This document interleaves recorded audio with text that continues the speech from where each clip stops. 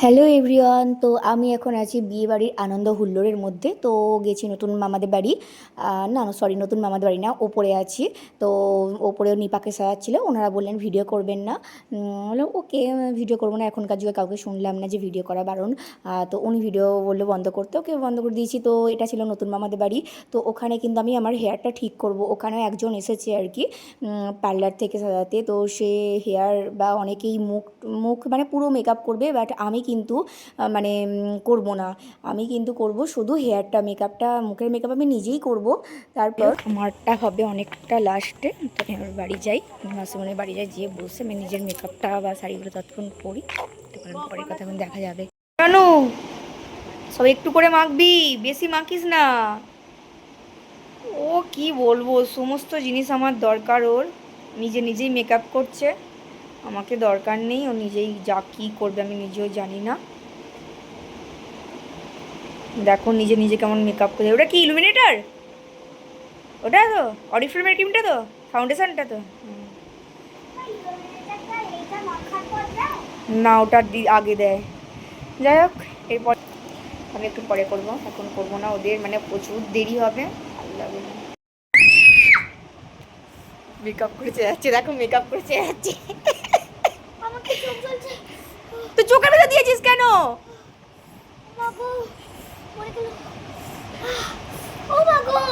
দেখি দেখি ফু দিদি দেখি। তো আমি কিন্তু আমার শাশুড়ি মার একটু মেকআপটা হালকা করে করে দিচ্ছিলাম। মানে শাশুড়ি মা যেমন সাজবে, যেমন সাজবে না, ওনাকে একটু ভালো করে সাজাতে হবে, যেহেতু ভাইজির বিয়ে বলে কথা। তো আমি আমার মতো করেই বললাম সাজিয়ে দেবো। তো পছন্দ হবে না কি জানি না, আশা করি পছন্দ হবে, কারণ মানে আমি এখন অনেকটাই ভালোভাবে মেকআপ করতে শিখে গেছি ইউটিউব দেখে আর কি। তো অনেকেই ভাবে যে বেশ ভালো, আমার বাড়িতেও অনেকে বলেছে যে কোয়েল তুমি এবার থেকে আমাদের মেকআপ করে দেয়। আমরা ওকে, আমার কোনো মানে কোনো বাধা কিছু নেই, আমার ভালোই লাগছে বেশ মেকআপ করে দিতে, মানুষকে সুন্দরভাবে সাজিয়ে দিতে আমারও বেশ ভালোই লাগছে। যখন সবাই বলছে যে ভালো হয়েছে, তো মায়ের মেকআপটা কিন্তু আমি খুব ভালোভাবে করে দিয়েছিলাম, সবার খুব পছন্দ হয়েছে। মাসিমণির দিকেও সাজিয়ে দিতাম, কিন্তু আর টাইম ছিল না। আর আমি ছিলাম আমার মাসিমণির বাড়িতে, একটু ডিফারেন্স, মানে খুব একটা না, সামান্য ডিফারেন্সে। ওরা কিন্তু বিয়ে বাড়ি ছেড়ে সবসময় তো আসতে পারবে না, যার জন্য এলো না, নাহলে এলে হয়তো সাজিয়ে দিতাম। আর আমার মেকআপ হতে তো এখন অনেক দেরি, সরি মেকআপ না, আমার হেয়ারটা করতে, আমি মেকআপ আমি নিজেই করেছি, তোমরা সেটা দেখতেই পাবে। আর বলেছি না পার্লারে তা মেকআপ করতে আমার একদমই ভালো লাগে না, যেহেতু আমি শিখে গেছি তাহলে আমার পার্লারের কোনো দরকারই হয় না। ইউটিউব দেখে একদম এখন সব কিছু শিখে যাওয়া যায়। তো তারপর দেখো আমি এবার শাড়ি পরবো ভাবছিলাম, শাড়িটা আমার হাজব্যান্ড ধরে দিচ্ছিল। তো ওকে বললাম যে ধরে দিতে, ধরে দাও শাড়িটা, তো ও কিন্তু ধরে দিচ্ছিল শাড়িটা। নিজে নিজে ঠিক খুব একটা শাড়ি পরতে, নিজে নিজে শাড়ি পরা যায়ও না আর কি। আর তো দেখো ও সেফটি নিয়ে দাঁড়িয়ে আছে আমার পিছনে। তো যাই হোক, শাড়িটাও কিন্তু আমি নিজেই পরেছিলাম। হ্যাঁ, অনেকে ভেবেছে এটা লেহেঙ্গা, বাট লেহেঙ্গা না এটা। আর এটা আমার 2 ইয়ার্স আগে মানে শাড়ি আর কি। এটা আমি এখন পরলাম, এই শাড়িটার মানে আমি এখন পরলাম আর কি, আগে পরা হয়নি, রেখেই দিয়েছিলাম। ব্লাউজ পিসও তৈরি করা হয়নি, কিন্তু বিয়েবাড়ি যখন এলো আমি ভাবলাম এই শাড়িটা পরি। এই শাড়িটা যেহেতু একবারও ভাঙা হয়নি, এক বছর পুজোর সময় নিয়েছিলাম, এটা পরাই হয়নি, ফার্স্ট টাইম পরলাম। আর এই শাড়িটা এতটাই ভারী না, খুব ভারীও শাড়িটা, বেশ জমকালো, একটু লেহেঙ্গা করে পরলে বেশ ভালো লাগবে ভাবলাম। তাই আমিই ভাবলাম এইভাবে শাড়িটা পরি। তো এইভাবেই শাড়িটা পরছিলাম। আর দেখো আমার শাশুড়ি মার সাজ মোটামুটি কমপ্লিট, কেমন হয়েছে সবাই একটু জানিও কমেন্ট করে আর কি কেমন লাগছে। শাশুড়ি মার কিন্তু গোলাপ গোলাপগুলো ছিল না, আমি বলেছিলাম আনতে, বাট আমার চুলের জন্য কোনগুলো কি লাগবে জানি না, সেই জন্যেই ওগুলো লাগিয়ে দিলাম। তবে এখন বসে আছি, ঝাড়া 1.5 ঘন্টা ধরে বসে আছি আমি, ওদের মেকআপ আর হয়নি। আমি শুধুমাত্র বলেছিলাম আমার হেয়ারটা একটু বেঁধে দিতে, তো ওরা কেউ কোনো প্লেস দেয়নি। তো এটাই লাস্ট, ও লাস্ট না, এটা ফার্স্ট অভিজ্ঞতা অ্যান্ড লাস্ট অভিজ্ঞতা। কোনোদিন আর পার্লারে আর মানে বিশেষ করে এখানে এখানে পার্লারে কোনোদিন আর কিছু করব না। আর যদি কোনো কাজ নেই, ওটা লাস্ট। আর তো লাস্ট বলে এটা আমার মনে হয়েছিল। আর বাড়িতে যখন থাকবো তখন যদি ভালো লাগে করব, আর নাহলে না। মানে এখনও প্রায় অনেকটা বাকি, একজন সাজা প্রায় মোটামুটি হয়েছে, এরপর অনু বসবে, ও মানে হেয়ার মেকআপ শাড়ি সব পরবে। তারপর আমি বলেছিলাম আমার শুধু হেয়ারটা করে দিতে, বাট কেউ কোনো প্লেস দেয়নি। ওকে, অনেকক্ষণ ধরে বসে আছি, এখন 1 ঘন্টা বসে থাকতে হবে। এখন প্রায় বাজে 8টা 15, থাকি, মহাদেবের নাম করি বসে বসে, আর কি করব। তো তারপর দেখো এটা ছিল আমার বড় মাসি শাশুড়ির ছেলে সঞ্জুদা। সঞ্জুদার সাথে আমার বেশ ভালোই আর কি মারে আর কি, বা আমি আর কি মারি সঞ্জুদাকে। ওরা কিন্তু মানে কেউ আসেনি, রাত্রিবেলা এসেছিলো। আমি বললাম, সঞ্জুদা তুমি রাত্রিবেলা এসেছো দিদিভাইকে নিয়ে, আর আমার দলে তো কেউ নেই, আমি মোটামুটি একাই, মানে আমাকে একাই লড়াই করতে হচ্ছে আর কি বৌদির দলের মধ্যে। তো যাই হোক, আমি একাই করছিলাম। তো দিদিভাইয়ের সাথে দেখা হয়েছে, ওর সাথে একটু কথা বললাম। আমি মেকআপ করছিলাম, একটু বসে বসে আমার সাথে কথা বলছিল, তারপর আর দেখা হয়নি। ওরা রাতের ডিনার করে আর কি বাড়ি চলে গেছিলো, যেহেতু ওদের কালকেই বাড়িতে কালী পুজো আছে যার জন্য। আর এখানে দেখো মেকআপটা আমি কিন্তু পুরো মেকআপটা নিজেই করেছি, শুধুমাত্র ওই হেয়ার স্টাইলার বা মেকআপ ম্যান যে এসেছিলো সে কিন্তু আমার শুধু হেয়ারটা করেছিল, আর সবার কিন্তু মেকআপ বা ওরা সবাই শাড়ি টাড়ি পরা সব নিজেই করেছিল। যাকে আমি এখন মেকআপটা খুব ভালোভাবে শিখে গেছি। আর আমার মানে হাজব্যান্ডকে বলেছিলাম ধরতে, তো ধরেছিল আর কি। তো আমি মেকআপটা করছি। আর এখন ইউটিউব দেখে মানে সমস্ত কিছু মোটামুটি শিখে নেওয়া যায়, কোনো কিছু শেখার বাইরে হয় না। তাই পার্লারের আর কোনো রকম কোনো কিচ্ছু দরকার নেই, শুধুমাত্র আমার আমি হেয়ারটাও হয়তো করতে পারতাম নিজে নিজে, বাট আমার হেয়ারটা একটু আলাদা রকমের, নিজে নিজে মোটেই করা যাবে না, যার জন্য আমি করতে পারলাম না। তো দেখো এবার মেকআপটা করার পর আমি গেলাম ওখানে, একমাত্র আমি যে যার হয়নি, আমি এখন ঘুরতে দাঁড়িয়ে আছি হয়নি ওখানে হলো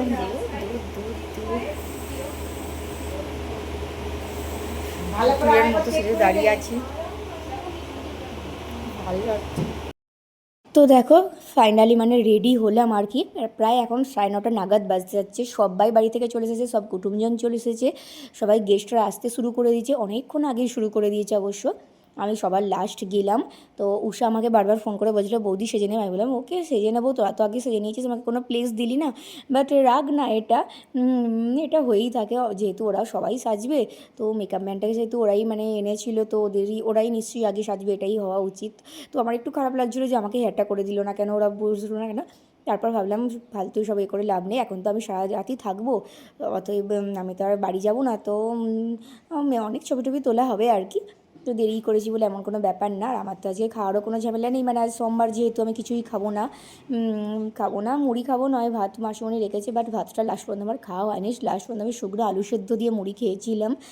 তো এখানে দেখো ঢুকে পড়েছি, দেখো সমস্ত গেস্টরা আসতে শুরু করে দিয়েছে, ভালোই ভিড় হয়ে গেছে। তো এসে দেখলাম বড় মারাও এসে গেছে, সবাই রেডি, একমাত্র আমি বাদেই বোধহয়, যে বড় মা বসে আছে দেখতে পাবে, বড় মা এই যে বলছিল কোথায় ছিল, আমি বৌদি এই যে, আমি বললাম যে আমার রেডি হতেই দেরি হয়ে গেছে। তো বৌদি একটু ভালো করে দেখছিল আমাকে। তো যাই হোক বলছিল, আমি তো বললাম যে আমি মেকআপটা কিন্তু আমি নিজেই করেছি। আর এই যে আমার দেওর অনেক দিন পর আবারও এসেছে, আর এটা একটা তো ননদ হয়, ও ওবলা থেকে ছিল, বললাম আমাদের সব মাসি শাশুড়ি বা মামা শ্বশুরের মেয়ে। আর এই যে উষা, এখানে উষারই একটা মামার মেয়ে, সাইডেরটা ওর মামার বৌমা আর কি, এগুলো সবাই ছিল। আর ওই যে ওখানে আছে টুয়া, টুয়া কিন্তু ও মানে ওর যে বোনকে মেকআপ করেছে তার কাছেই কিন্তু সেজেছে, ও কিন্তু এখানে সাজে মানে আলাদা, আদার্স যেটা এসেছিলো তার কাছে কিন্তু সাজেনিও, ওর স্পেশাল যে মেকআপ ম্যান ছিল তার কাছেই সেজেছিল। তো দেখো ওকে খুব সুন্দর দেখতে লাগছে, আমার সাইডে দাঁড়িয়ে একটু ছবি তুলছিলাম, এখন ওর ছবি তোলার পুজ চলছে। আর এখানে ছিল মাসিমণিরা, অঞ্জু মাসিমণি, মঞ্জু মাসিমণি, ওদেরই আর কি পিসিমণি, ওর নিজের পিসিমণি। তো দেখো এখানে সবাই ছবি তোলাতুলি হচ্ছে, আর এখানে আমার মাসিমণিকে দেখিয়ে দিলাম, ফুল মাসিমণিকে। আর দেখো এখানে কাকিমাও এসে গেছে, বলছিল কোথায় ছিলে, আমি তো বললাম যে আমাকে সবার লাস্টে দিয়েছে, যার জন্য আমি সবার লাস্টে।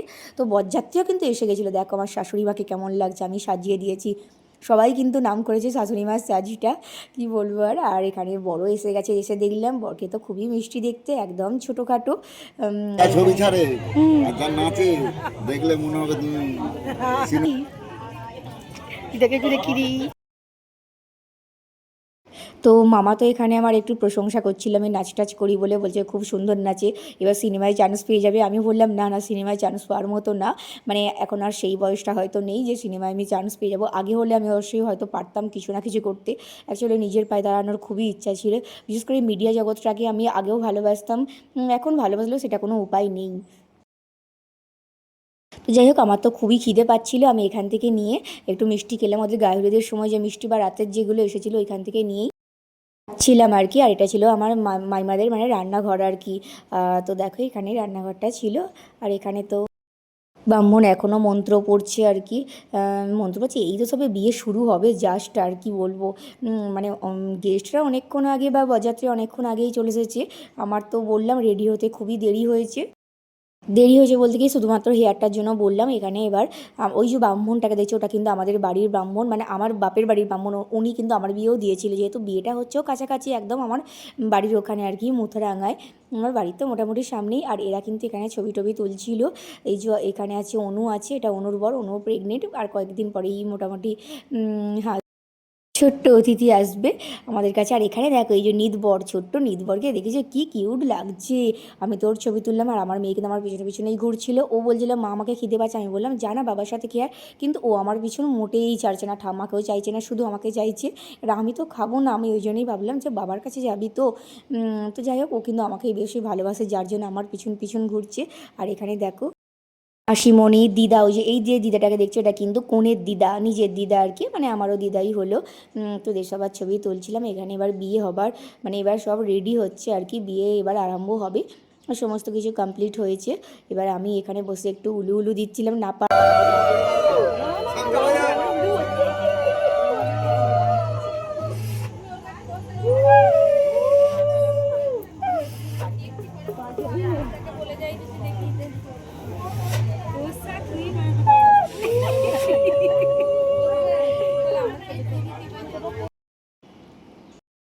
তো এখানে দেখো ছাদনাতলা যেটা বলে না, ছড়া কাটা হবে, এখানে কিন্তু হেভি হেভি ছড়া বলছিল। তো আমি তো সেটাই দাঁড়িয়ে দাঁড়িয়ে শুনছিলাম যে খুব সুন্দর সুন্দর। এগুলো কিন্তু সবার মানে বাঙালি বিয়েতে এই কিন্তু রিচুয়ালসগুলো আছেই। মালা বদল হচ্ছে, এরপর মনে হচ্ছে ছড়াটা বলবে যেন। এবার মানে দেখাবো তোমাদের বা শোনাবো কী কী ছড়া বলছিল। ওটা একটু ভিডিওটা মানে মিউট করিনি, এগুলো যেমন মিউট করে রেখেছি। তো দেখো আগে বিয়েটা যে সবাই সাজেগুজে। আর এখানে দেখবে কুহুকে দেখো কি সুন্দর লাগছে, একটা আটপৌরের ব্যাপারে ও এনেছে, আভিজাত্যর মতো, খুবই আভিজাত্য মতো লাগছে আর কি। তো তারপর দেখো এবার মনে হয় ছড়াগুলো বলবে। বলা স্টার্ট হয়ে গেছে। আমি তো দাঁড়িয়ে দাঁড়িয়ে অনেকক্ষণ ধরে শুনছিলাম। আর ওরা কিন্তু কনে বা বর দুজনেই কিন্তু হাসাহাসি করছিল, বা ওদেরও খুব ভালো লাগছিল, ভালো লাগারই অবশ্যই। কেননা বাঙালি বিয়ের একটা মানে মজাই আলাদা, বা বাঙালি বিয়ের মতো যেসব রিচুয়ালসগুলো আছে সেগুলো কিন্তু আদার্স বিয়েতে অন্য কোনো কাস্টের হয়তো নেই, যার জন্য বাঙালিরা বিয়েটা কিন্তু খুব উপভোগ করে। আর এখন যেভাবে বিয়ের মানে ডিজাইন বা যে সমস্ত আরও নিয়মগুলো তুলেছে বা মানুষজনই তুলেছে বলা যায়, সেগুলো কিন্তু আরোই মানে জানার বা হাসার বা খুব ভালো লাগে আর কি আমাদের সবারই। হয়তো এইসব নিয়মগুলো দেখে অনেকেরই মনে হয় আরও একবার বিয়ে করতে ইচ্ছা হয়, যে বিয়েটাকে ঝালাই করে নেওয়া। না সত্যি খুব ভালো লাগে এইসব রিচুয়ালসগুলো। এই রিচুয়ালসগুলো কিন্তু আমাদের ছিল, কিন্তু এখন যেভাবে ক্যামেরা তোলা বা মানে যেসব সিঁদুরের সময় যে ক্যামেরাম্যানগুলো যেভাবে ভিডিও করছে, তুলে দিতে আগে।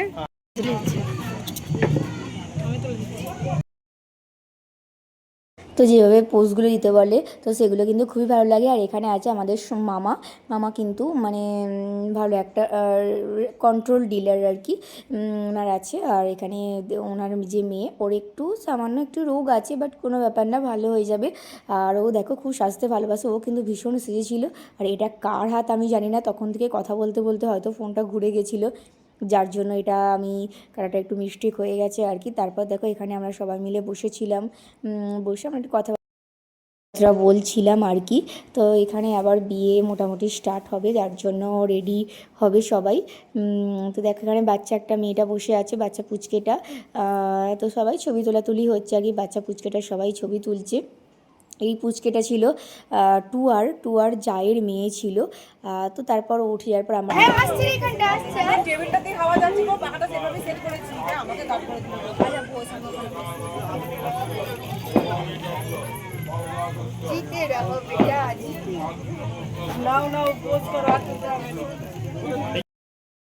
কিন্তু বিয়ে একদমই আরম্ভ হয়ে গেছে। আমরা সবাই কিন্তু অনেকক্ষণ ধরে বসে বিয়ে দেখছিলাম। তো আমাকে কিন্তু প্রথম থেকে মানে সৃজা বলছিল যে বৌদি আমরা কিন্তু ঘর ঘিরবো। আমি ভাবলাম যাব, আর উষা টুনি ওরাও যাচ্ছিল না, কেননা ওরা যেহেতু বললো ওরা দিদি, ওরা বয়সে বড়, তাই ওদেরকে ঘর ঘিরতে নেই। বৌদি হলে বৌদি ঘিরতে পারে বা শালিরা ঘিরতে পারে। তো তার জন্যই আর কি আমাকে বলেছে। তো আমি বললাম ওকে, আমি তো রেডি, অবশ্যই আমাকে ডাকিস শুধু। তো আমরা কিন্তু এখানেই বসেছিলাম, বসে সব কিছু করছি।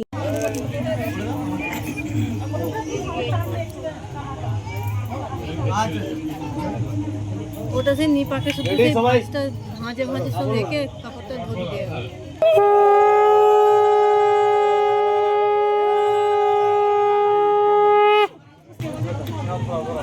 করে হ্যাঁ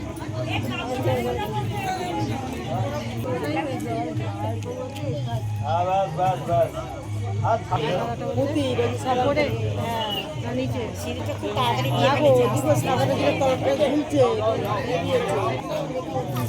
ওই আমাকে ডাকবি সিজা। ওই এই সিধা একে ডাক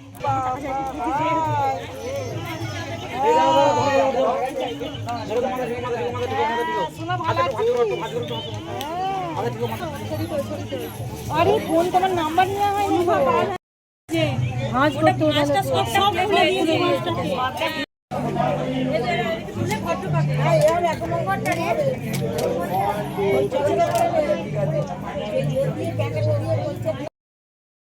তো দেখো মানে বিয়ে মোটামুটি কমপ্লিট।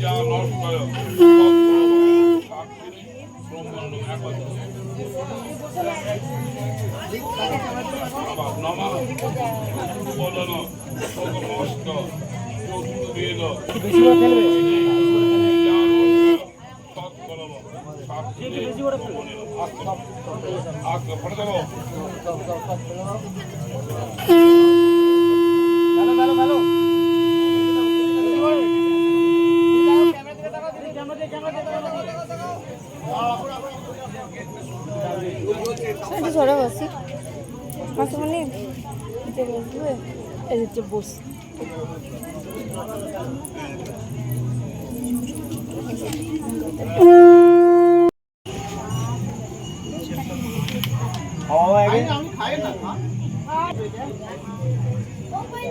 এই যে যাচ্ছি ঘর ঘিরতে যাচ্ছি আমরা এখন ঘর ঘিরতে যাচ্ছি। তো এই ঘরটাই ঘিরবো, এই ঘরটাই আমরা ঘিরবো। আমি থাকবো বাইরে আর ও থাকবে ভেতরে বলেছে। এই বাইরেই থাকি, দেখি কি হয়। ওকে বলেছে তুমি ঘরটা খুলবি না। তো ঘর ঘিরবো বলে রেডি হয়ে আমরা কিন্তু ওখানে চলে গেছিলাম। তো সৃজাই কিন্তু আমাকে বুদ্ধিটা